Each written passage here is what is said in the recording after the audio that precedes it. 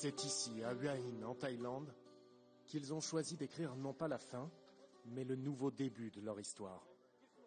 Jacques et Claudine, anciens commerçants, toute une vie de travail et une seconde vie qui démarre tout juste. Dans un an, vous vivez définitivement ici? En principe, c'est prévu comme ça, oui. Je croise les doigts. C'était leur première visite en Thaïlande. Ils s'étaient donné 4 mois pour voir. Ils ont signé au bout de 3 semaines. Ça a été le coup de cœur. Dès l'instant on est monté dans le taxi, on est arrivé ici, ça nous plaisait déjà. Donc c'est vrai, ça a été tout de suite. Un nouveau départ, rien que pour eux deux.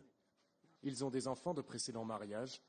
La maison sera bien assez grande pour les accueillir en vacances.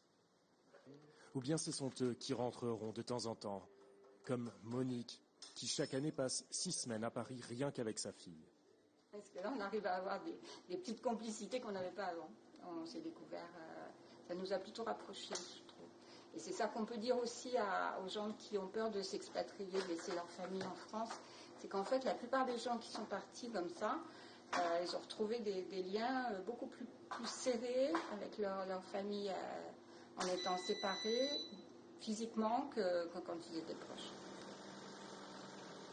Quant aux parents plus âgés, après tout, pourquoi ne ferait-il pas comme Janine, notre doyenne, qui passe au moins 4 mois par an ici? Et là, on a un panorama. Dans la ferme bio de son fils Pierre. Là, c'est joli, hein, quand même. C'est sûr, ça la change de la Bretagne. Et dans la nouvelle maison que Pierre se fait construire, avec vue imprenable sur Khao Sok, elle a déjà sa chambre. Il y a un appartement d'un côté, un appartement de l'autre. L'appartement pour la mamie sera ici. J'ai une activité qui va être décroissante certainement, mais je ne compte pas arrêter d'avoir une activité. Parce que c'est un peu nécessaire pour le... Enfin, je me suis aperçu que j'en avais besoin.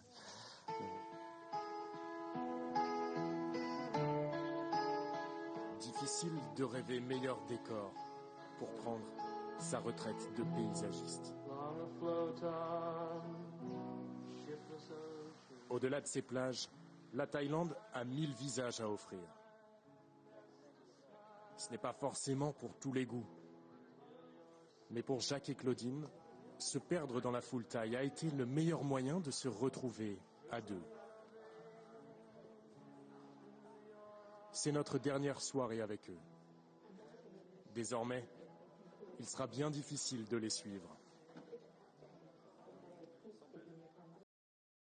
Ce que nous on pense en venant ici, c'est qu'on va pouvoir vivre pleinement, vivre des nouvelles choses à fond.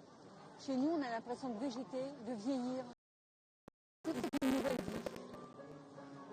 C'est autre chose. Pour vous, c'est ça la retraite en fait? Voilà. On n'a pas envie d'attendre la fin comme ça, sans rien faire. On a envie de voir du pays, voir autre chose, vivre autre chose, des autres horizons. Ça permet d'aller de l'avant et de ne pas vieillir. On n'a pas le temps de vieillir là. Seulement le temps de croquer la vie à pleines dents. Car le crépuscule, après tout, n'est jamais que l'aube d'un jour nouveau. Les retraités du bout du monde, un feuilleton signé Pierre Monégier, Fabrice Launay et Alban Alvarez.